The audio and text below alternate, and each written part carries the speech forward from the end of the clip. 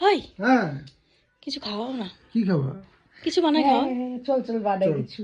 এই কদিন ধরে আমাদের নর্থ বেঙ্গলে যা ঠান্ডা পড়েছে, কোথাও আর বেরোতে ইচ্ছে করে না। কিন্তু সন্ধেবেলার খিদের আর কি দোষ, সে তো রোজ দিন এসেই করা না রে। তাই ভাবলাম বাড়িতে তো একজন কুক আছেই, না হয় তার কাছে একটু আবদার করি। এমনিতেই দাসবাবু কিন্তু রান্নায় বেশ পারদর্শী, আর ফাস্টফুডের কথা বললে আর কোনো কথাই নেই, এক পায়ে রাজি। তাই অল্প সময়ে দাসবাবু আজকে আমাদের স্যান্ডউইচ বানিয়ে খাওয়াচ্ছে।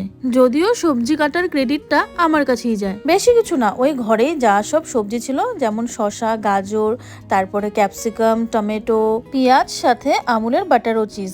জানো তো মিউনিস কালকেই শেষ হয়ে গেছে। মিউনিস দিলে স্যান্ডউইচের টেস্টটা আর একটু বেড়ে যায়। যাকগে, আর কি করা যাবে, আজ শুধু টমেটো সসই থাক। শেষমেশ আমাদের চিজি স্যান্ডউইচ রেডি।